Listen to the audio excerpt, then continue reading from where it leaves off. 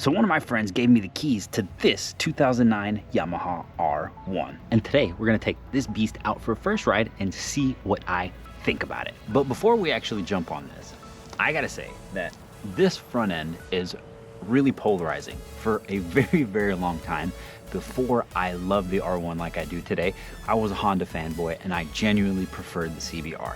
I think it looks good. I still think it looks good, and there may be a review coming on one of those soon, possibly.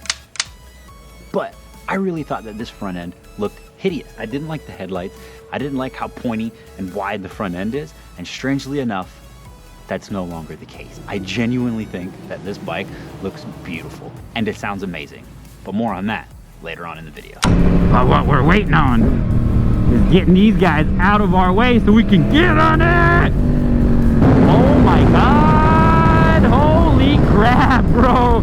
Taking off on this bike is like any other 1000, and here's what I thought when I started going on this machine. Oh, is it good to be back on a 1000, ladies and gentlemen? 2009 Yamaha R1, the very first year of the cross plane.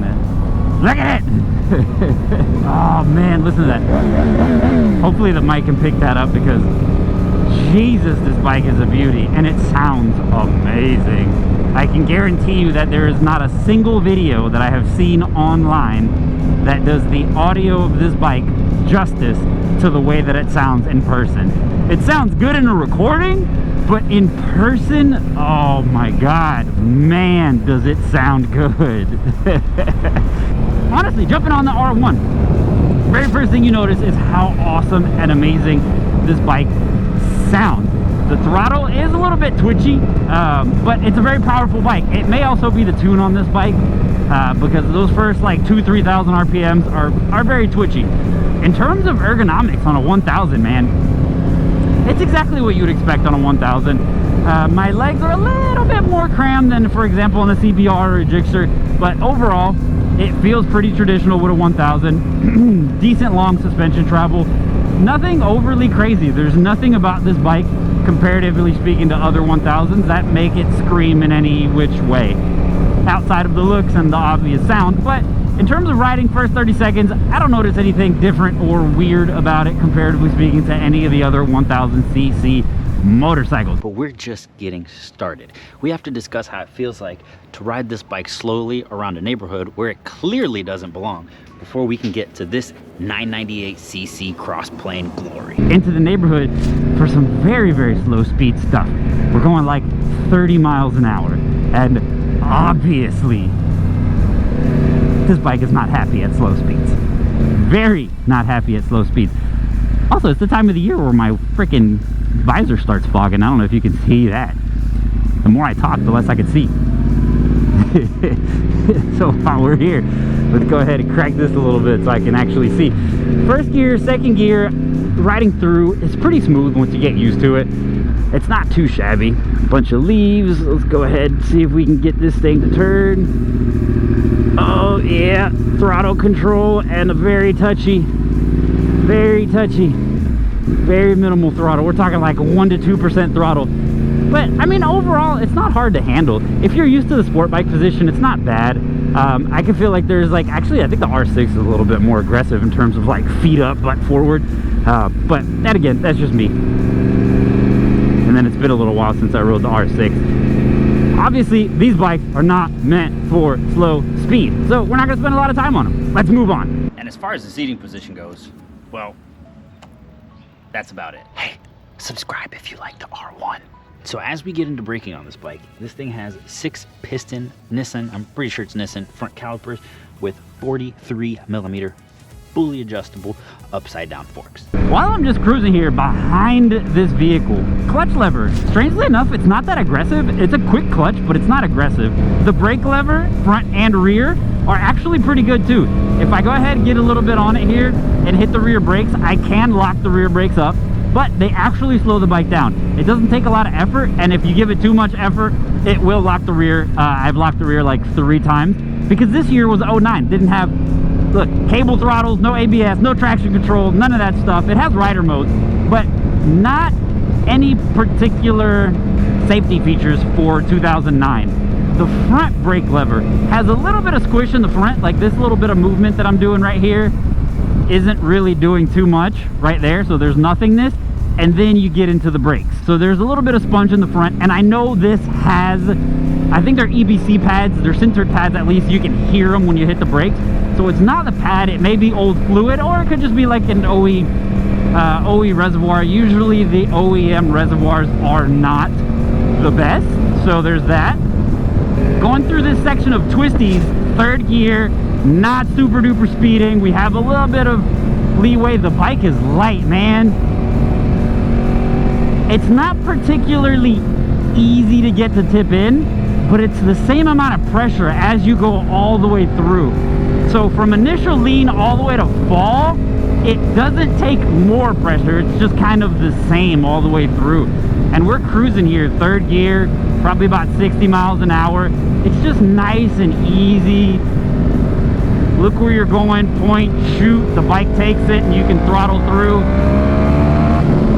It's a good feeling bike in the turns, but the mid-range power is what I want to get to, because that's where this bike shines. It really doesn't have that much tech. As you can see on screen, you have temperature, rider mode, A, standard, and B. You can cycle through those with this button right here. Starter, kill switch, high beam, low beam, turn signal, horn. That's it. No extra buttons, no extra tech. And that's just the way I like it. Tech on this bike, it doesn't have anything but an amazingly engineered engine. Obviously inline 4, cross plane, weird firing order, gives it that amazing sound, but we don't have much, man. We got 3 rider modes, A, B, and standard, and that's it. There's no traction control, there's no ABS, there's nothing. I mean, even the lights above, you got your check engine light, oil light, coolant temp, maintenance, turn signals, neutral, gas, that's it. Like, there's no lights, there's no nothing. Odometer with the mileage, the time. That's all you get. A true dedicated race bike. It has all of the technology to go fast, all of the technology to slow down, and none of the technology that keeps you safe. That's exactly how I like it. But this is a full race bike. It should have all of the top of the line technology. And it kind of does. As you can see here, it has adjustable foot pegs. Technology. It also has dual undertail exhaust. Technology. 6-piston Nissan front calipers. I'm pretty sure it's Nissan. If not, 43mm upside down forks. It may be really hard to see and I'm squeezing in here. Titanium headers. Technology. Literally doesn't even have a quick shifter. Technology. But what makes this bike great isn't the fact that it's lacking technology. It isn't the fact that I can actually lean on the bike because it has a rear exit exhaust and there's nothing really hot burning me besides the engine right now. It's actually this cross plane engine. It is beautiful. In the mid-range, it delivers power like...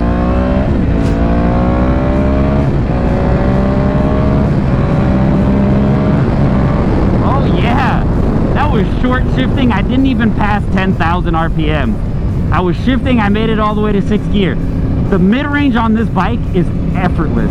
The cross-plane engine makes good power down low, and that's one of the benefits of it. Obviously it fires like a V4, and V4s are very torquey engines, and comparatively speaking to most thousands, this has a pretty good amount of torque. It has almost 90 foot-pounds of torque, which is really, really good. But it's also where it delivers it, which is right in the middle. That 6,000-7,000 RPMs is where you start getting that punch of torque, and then it carries right after. So those middle RPMs and getting up to speed is so effortless on this bike. Honestly, it's like you don't even notice how much speed you're gaining, and it takes so little throttle input to actually get this bike to move. It's crazy. And did I mention that it sounds amazing while you're doing it? I mean, oh God. And this is a 2009. It's like 15 years old already, so all of you have this information. But just in case, it makes that much power, that much torque, and weighs this much right here, which is enough to get me to laugh like this after I show you guys how much power it has. And the top end, the audio of this bike, just listen to it. All right, power, 2nd gear, 45 miles an hour. Let's see what she's got.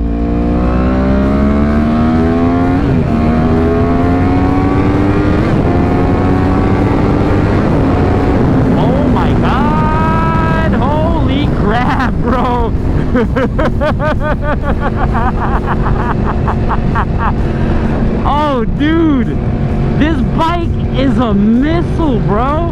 It's a rocket. There hits a spot, I would say about 9,000 to 10,000 RPMs, where this bike just feels like, I don't know if you guys know about boats, but when a boat gets on plane, meaning above the water, and it starts like skating across the top of the water, it feels like it's effortless and there's just pushing through, and it's just kind of like skimming across the top, just going. That's exactly what this bike feels like when you hit 9,000 to 10,000 RPMs and you start getting to that like triple digit mark. This bike just feels like it coasts, like it hits another gear, it starts cutting through the air, and it's just pure acceleration. And it sounds amazing while doing it. And I normally don't do this on any of my videos. I truly don't. But for just a second, I'm gonna be quiet and let you guys just listen to what this bike sounds like, because I don't think that there's any video that's ever done the cross plane justice. In person, it sounds amazing. Listen to it sing.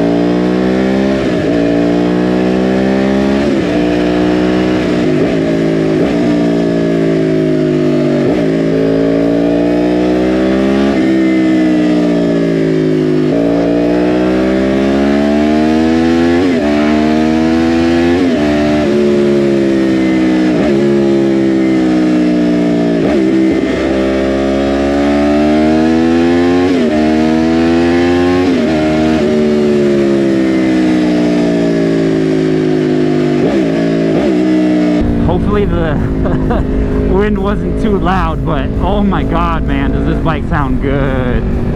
Oh, this bike just gets it. All right, final thoughts on the 2009 Yamaha R1. Man, this bike is a freaking beast, bro. The sound is amazing, the looks are amazing, the way it delivers power is amazing because it has a whole bunch more mid-range grunt that the other inline 4000s don't. So it's like effortless and easier to ride at slow speed. Yes, it's a little twitchy unless you tune it, yada yada. But overall, dude, I really do think that this is a solid riding 1000. And honestly, just the noise that it makes, comparatively speaking to other bikes, makes it, well, worth it. Dude, I love the R1, and this bike does not change that at all. I mean, this right here, nice and easy. There's a car, so I can't go too fast, but it literally just takes these big sweepers and it wants more and more and more. I mean, literally, this right here is exactly where this bike wants to be.